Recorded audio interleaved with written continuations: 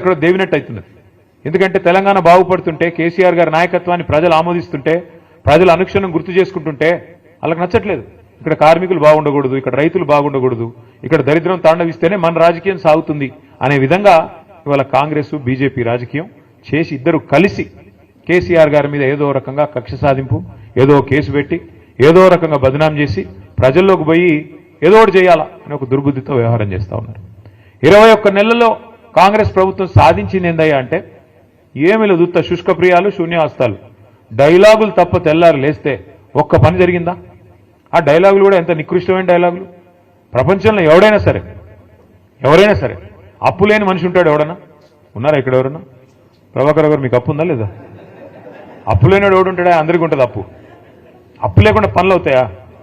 అప్పున్నా, ఎన్ని తిప్పలున్నా, లోపల బనీనికి పొక్కలున్నా, పైకి వెళ్ళి మాత్రం మంచి అంగి వేసుకుంటామా లేదా? మంచి అంగి వేసుకొని కడక్ అంగి వేసుకొని వస్తాం. ఎందుకు? మళ్ళీ ఎవడన్నా అప్పు ఇవ్వాలి కదా. దుకాణం నడవాలంటే తెల్లారి మరీ అప్పు పుట్టితేనే కదా నడిచేది, రొటేషన్ కదా.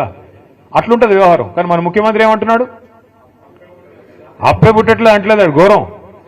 నా రాష్ట్రం మొత్తం సంగనాకిపోయింది, నా రాష్ట్రం క్యాన్సర్ పేషెంటు, నా రాష్ట్రం ఎయిడ్స్ రోగి. ఎవడిస్తాడు మరి అప్పులు?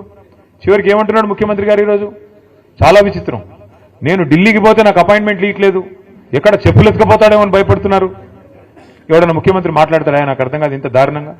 ఇంకా నికృష్టం ఏంటంటే ఆయన అంటాడు, నీ గుడ్లు వీకి గోటిలాడతా, నీ పేగులు మెడలేసుకుంటా. ఇది ముఖ్యమంత్రి మాట్లాడాల్సిన మాటల. పేగులు మెడలేసుకోవడం ఏంది?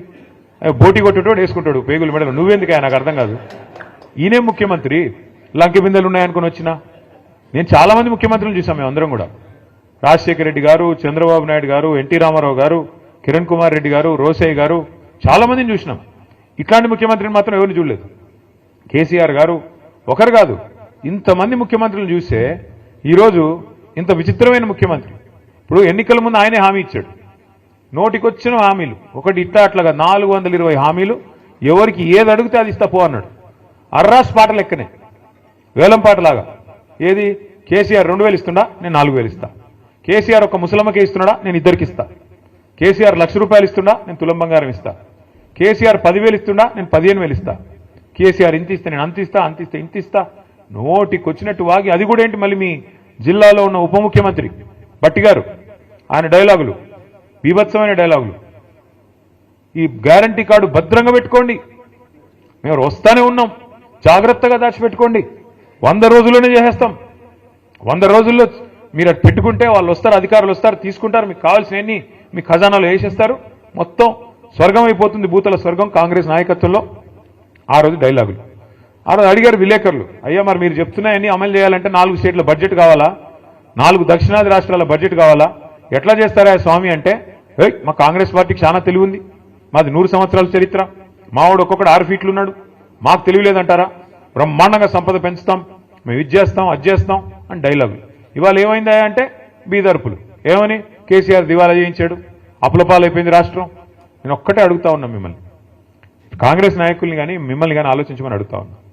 కేసీఆర్ గారు ముఖ్యమంత్రిగా ఉన్నప్పుడు కరోనా మహమ్మారి మొత్తం ప్రపంచం అంతా వచ్చింది, మన దాంతోపాటు మనకు కూడా వచ్చింది. ఎవడో అనుకోలే మూతికి బట్టలు కట్టుకొని ఇంట్లో కూర్చుంటామని.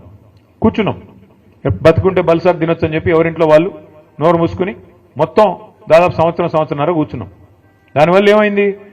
₹1 ఆదాయం లేదు ప్రభుత్వానికి. అన్నాడు రూపాయి కూడా లేదు. ఎందుకంటే బయట పనులు జరుగుతూనే కదా ప్రభుత్వానికి ఆదాయం వచ్చేది. బొగ్గు కానీ నడిస్తే, అక్కడ బొగ్గు తవ్వితే, బొగ్గు బయటకు వస్తే, బొగ్గు అమ్మితే, అట్లే కదా ఆదాయం వచ్చేది. సింగరేణి సంస్థ కూడా దాని నుంచి వస్తుంది. అందులో మాకు కూడా ట్యాక్స్ రూపంలో గవర్నమెంట్ డబ్బులు వస్తాయి. ఒకడు సబ్బు కొనాలి, ఒకడు పప్పు కొనాలి, ఒకడు ఉప్పు కొనాలి, అవి కొంటేనే కదా ఆదాయం వచ్చేది.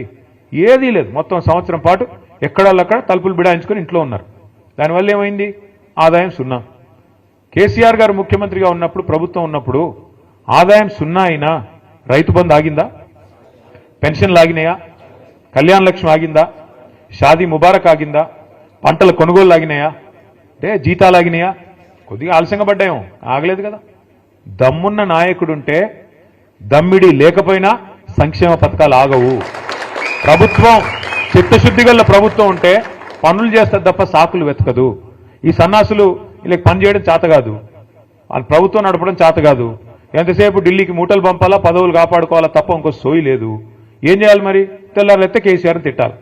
తిడితే చివరికి ఆఖరి పార్లమెంట్లో కూడా మన వాళ్ళు బీజేపీ ఎంపీఏ రఘునందన్ రావు అని బీజేపీ ఎంపీ ఉంటే ఆయన ప్రశ్న వేసినాడు పార్లమెంట్లో. ఏమని? అసలు తెలంగాణలో అప్పులు ఎంత అని కేంద్ర ప్రభుత్వాన్ని అడిగినాడు. కేంద్ర ప్రభుత్వం కుండబద్దలు కొట్టినట్టు చెప్పింది. మొత్తం లెక్కలు controller and auditor general, finance department వాళ్ళందరిని అడిగి తీసుకొని కుండబద్దలు కొట్టినట్టు చెప్పింది.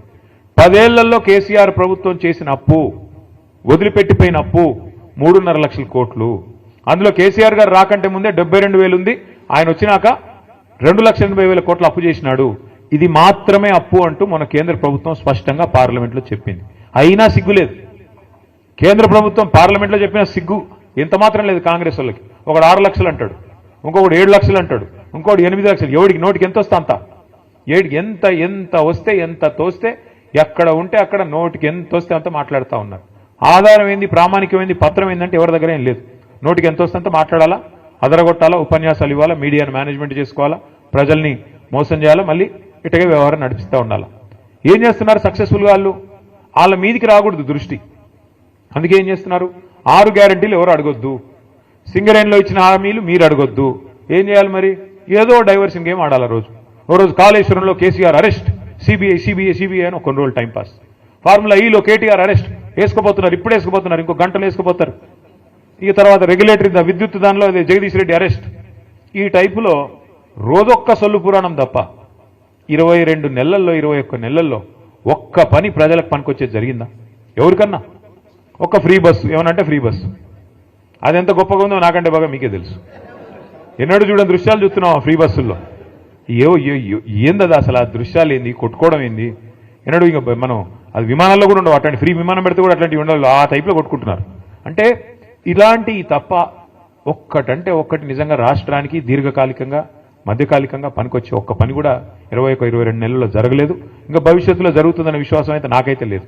ఎందుకంటే తెల్లారు లేస్తే వీళ్ళకి డబ్బులే యావ తప్ప, ఢిల్లీకి మూటలు పంపి ఎట్లా కాపాడుకోవాలన్న యావ తప్ప, ఎట్లా కేసీఆర్ గారిని మన పార్టీని బదనాం చేయాలా, ఎట్లా ఇబ్బంది పెట్టాలన్న ఆలోచన తప్ప ఒక్కటంటే ఒక్కటి పని చేసి ప్రజలకు ఇచ్చిన హామీ నెరవేర్చాలన్న సోయి మాత్రం లేదు. ఇంకా రాదు కూడా నాకు తెలిసైతే. నేను మిమ్మల్ని అందరినీ దయచేసి ప్రార్థించేది ఒకటే. మరి చాలా దూరం నుంచి 300-350 కిలోమీటర్ల దూరం నుంచి కూడా మీరందరూ వచ్చినారు, దానికి ధన్యవాదాలు. కానీ మిమ్మల్ని ప్రార్థిస్తా ఉన్నా, మొదటి నుండి ఉమ్మడి ఖమ్మం జిల్లాలో ఏంటో కానీ మనకు తెలియదు. 3 ఎలక్షన్లు కొట్లాడినాం మనం తెలంగాణ వచ్చినాక, 14లో, 18లో, 23లో. ప్రతిసారి మనకు ఒకటే సీట్ వస్తుంది. ఆ 1 అనే సంఖ్య దాటట్లేదు మనం ఎందుకో కానీ. అప్పుడు ఫస్ట్ టైం గెలిచినప్పుడు అప్పుడు ఏం గెలిచింది? కొత్తగూడెం మొదటిసారి. కొత్తగూడెం ఫస్ట్ టైం, తర్వాత ఖమ్మం, మళ్ళీ తర్వాత భద్రాచలం. ఈ 3 ఇంకా కొత్తగూడెం, ఖమ్మం, భద్రాచలం. నా రిక్వెస్ట్ మీ అందరితో, అంటే అట్లా కాదు కాదు ఒకటే సరిపోదు. మరి ఈసారి మనుగురు ఇస్తాం అంటున్నాడు ఆయన. ఒక మనుగురు సరిపోదు స్వామి. 10 సీట్లు ఉన్నాయి ఉమ్మడి ఖమ్మం జిల్లాలో. ఇంకా చెప్తాను. ఇంకా డీలిమిటేషన్ అయితే కొన్ని పెరుగుతాయి కావచ్చు. నేను మీ అందరితో ప్రార్థన, మీ అందరినీ రిక్వెస్ట్ చేసేది, మాకు కూడా ఏంటంటే 300 కిలోమీటర్ల దూరం కదా అని కొద్దిగా తక్కువ రాకపోక తక్కువ. ఈ దగ్గర ఉండే కాడ ఎక్కువ తిరుగుతాం, దూరం కాబట్టి అప్పుడప్పుడు మా అన్న పిలిస్తే చుట్టపు చూపుగా వచ్చేది పోయేది, లేకపోతే తక్కువ. కానీ మీరంతా చైతన్యవంతమైన ప్రాంతం. నేను ఎట్లాగో 10-11 తారీఖు వస్తున్నాను, భద్రాచలం తర్వాత కొత్తగూడెం నేను వస్తున్నాను. కానీ మీ అందరితో రిక్వెస్ట్ ఏంటంటే దయచేసి సింగరేణిలో ఉండే మేధావులు, ఆలోచన పరులు, విద్యావంతులు, మీ బాధ్యత కేవలం సంఘం కాడికే కాదు, మీ బాధ్యత కేవలం మీ టీబీజీ కేసుకో లేకపోతే మీ సంస్థ కాడికో కాదు. మీ బాధ్యత దయచేసి మీరు భుజాన వేసుకొని పార్టీని రేపటి రోజున ఇల్లందు కావచ్చు, పెనపాక కావచ్చు, కొత్తగూడెం కావచ్చు, ఎక్కడెక్కడైతే మీకు బలగం బంధుత్వాలు లేదా ఫ్రెండ్స్ ఉంటారో అన్ని చోట్ల కూడా దయచేసి మోటివేట్ చేయాల్సిన బాధ్యత, వీళ్ళు చేసిన మోసాన్ని చెప్పాల్సిన బాధ్యత, ముఖ్యంగా బీజేపీ రూపంలో కూడా మనకు వస్తున్న ముప్పు గురించి కూడా చెప్పాల్సిన బాధ్యత కూడా మన మీదనే ఉన్నది. మనం తప్పకుండా ఈ రాష్ట్రాన్ని కాపాడుకోవాల్సిన బాధ్యత మన మీదే ఉంది. ఎందుకంటే ఒక కేసీఆర్ గారికి తెలంగాణ మీద ఉండే ప్రేమ, ఒక కేసీఆర్ గారికి తెలంగాణ మీద ఉండే మమకారం ఎన్నటికైనా కాంగ్రెస్ కానీ అదేవిధంగా బీజేపీ కానీ ఉంటుందా ఒకసారి మీరు ఆలోచించాలని చెప్పి నేను కోరుతా ఉన్నా. ఎందుకంటే తెలంగాణ అనేది ఆయన చావు నోట్లో తలబెట్టి తెచ్చిన రాష్ట్రం. అన్ని రాష్ట్రాలకి ముఖ్యమంత్రులు ఉంటారు, నాయకులు ఉంటారు. కానీ ఇక్కడ రాష్ట్రాన్ని తెచ్చిన వ్యక్తే ముఖ్యమంత్రిగా నిన్నటిదాకా నడిపిన రాష్ట్రం మన రాష్ట్రం, మన ప్రత్యేకత అది. నా ప్రార్థన మీతో దయచేసి ఈసారి మాత్రం గట్టిగా పట్టుబట్టాలి. అది లోకల్ బాడీ ఎలక్షన్ అయితేనేమి, పంచాయతీ ఎలక్షన్ అయినా, గల్లీ ఎలక్షన్ అయినా లేదా ఢిల్లీ ఎలక్షన్ అయినా, ఏదైనా సరే ఈసారి మాత్రం ఎగరాల్సింది గులాబీ జెండానే. ఏదైనా సరే ఈసారి మాత్రం ఎగరాల్సింది మన కారు గుర్తే, మన నాయకుడు కేసీఆర్ గారి నాయకత్వంలో ముందుకు పోవాలి. దానికి మనం చిన్న చిన్న ఇష్యూస్ ఉంటాయి, సంఘంలో ఉంటాయి, సంస్థలో ఉంటాయి, ఇంకోటి ఉంటాయి. వాటిని పక్కన పెట్టాలి. పొరపచ్చాలు లేకుండా మన నాయకుడు తిరిగి మళ్ళీ ముఖ్యమంత్రిగా తెలంగాణలో బాధ్యతలు చేపట్టాలనే లక్ష్యంతో తెలంగాణ ప్రజల కోసం, ఆయన కోసం కాదు, ఆయన ఆల్రెడీ 10 ఏళ్ళు చేశారు ముఖ్యమంత్రి, ఆయనకి ఏం కొత్త పదవి కాదు. కానీ ఈ రాష్ట్రం మళ్ళీ గాడిన పడాలి అంటే తప్పకుండా ప్రజలు గుర్తు చేసుకుంటున్నారు. ఈరోజు మీరు ఎవరినైనా చూడండి, మీరు చూస్తూ ఉంటారు కదా వీడియోలు, ఎక్కడ పోయినా గుర్తు చేసుకుంటున్నారు. ఎందుకు అంటే దానికి కూడా కారణం ఉంది. ఎప్పుడైనా పెద్దలు చెప్తారు, మన మధ్యన ఒక పెద్ద ఆయన ఉంటే ఆ వాల్యూ మనకు అర్థం కాదు, విలువ తెలవదు. ఆయన ఆ పొజిషన్లో లేనప్పుడే తెలుస్తుంది. ఎప్పుడైనా సరే చీకటిని చూస్తేనే వెలుగు విలువ తెలుస్తుంది, గాడిదని చూస్తేనే గుర్రం విలువ కూడా తెలుస్తుంది. ఇవాళ గాడిదలు ఎవరైతే ఉన్నారో, నేను చెప్పను ఏ గాడిద అంటే మళ్ళీ అదో కథ, వాళ్ళని చూసిన తర్వాత ఇవాళ కేసీఆర్ గారి విలువ ప్రస్ఫుటంగా తెలుస్తున్నది ప్రజలకి. అయ్యో ఎంత తప్పు జరిగింది, అయ్యో ఎంత తప్పు. రైతులైతే నేను చూస్తా ఉన్నా, కొంతమంది వీడియోలు చూస్తా ఉన్నాను నేను, తమ చెప్పు తీసుకొని తాము కొట్టుకుంటున్నారు. మేము తప్పు చేశాము, కాంగ్రెస్ కోటేసి మోసపోయాము, రుణమాఫీ అంటే మోసపోయాము, రైతు బంధు పెంచుతామంటే వీళ్ళు ఏది చేయరు, వీళ్ళ వల్ల కాదు, ఇంకా ఉన్నదే పొడగొడుతున్నారు వీళ్ళని చెప్పి బాధపడతా ఉన్నారు. మరి అట్లా ఉండే రైతులు కానీ, కార్మికులు కానీ, మహిళలు 1,67,00,000 మందికి మాటిచ్చినారు, మీకు నెలకు 2,500 ఇస్తామని. వీళ్ళు ఇస్తారా? తులం బంగారం అన్నారు. నేను చెప్పాను ముందే, బంగారం కాదు, వీళ్ళు ఇనుము కూడా ఇవ్వరు. ఇది ఇనుము ఏమైనా ఉంటే ఉల్టా ఎత్తుకపోయే బ్యాచ్ తప్ప ఇచ్చే బ్యాచ్ కాదు అది. అలీబాబా 45 దొంగల్లాగా వీళ్ళు మామూలు వాళ్ళు కాదు, ఇది దండుపాలెం బ్యాచ్ ఇది. ఆ బ్యాచ్ వీళ్ళు బంగారం ఇచ్చే బ్యాచ్ అసలే కాదు. మహిళల్ని కూడా అట్లా బుట్టలు వేసుకున్నారు, వాళ్ళని కూడా మోసం చేశారు. కాబట్టి ఒక్కొక్కరిని మనం చైతన్యవంతులు చేసి ఒక్కొక్క వర్గాన్ని దగ్గర తీసుకొని జాగ్రత్తగా ఒక్కొక్కటిగా ఇంకా మనకు టైం ఉంది, మనకేం తొందర లేదు, మనకేం ఇప్పటికిప్పుడు ఉరుకులు పెట్టాల్సిన అవసరం లేదు, టైం ఉంది. కానీ నిజంగా కూడా గొప్పగా అనిపించింది ప్రభాకర్ రావు గారు చెప్తుంటే, ఒక అధికార పార్టీని వదిలిపెట్టి ఇంకా 3 ఏళ్ళు సమయం ఉండగా లేదు ఆ పార్టీ మాకు వద్దు, మాకు మా మాతృ సంస్థ బీఆర్ఎస్ అంటేనే మమకారం, కేసీఆర్ గారు అంటేనే మమకారం అంటూ 350 కిలోమీటర్ల దూరం మరి దాదాపు ఉదయం 3 గంటలకు లేచి బయలుదేరి వచ్చిన మీ అందరికీ కూడా శిరస్సు వంచి హృదయపూర్వకంగా సుస్వాగతం తెలియజేస్తూ, ముందుగా అందరం కూడా కండువాలు కప్పుకుందాం. కానీ కొద్దిగా ఒక పద్ధతిలో ఒకవైపు నుంచి ఒకవైపు పోయేటట్టు కండువాలు కప్పుకుందాం. ఒక్క నిమిషం మాట్లాడదాం చేద్దాం. ముందైతే మనం ఫోటోలు దిగి ఆ తర్వాత మీరు అన్నదాన్ని చేసుకుందాం. పేరున మళ్ళొకసారి మీ అందరికి నమస్కారం. జై తెలంగాణ, జై కేసీఆర్.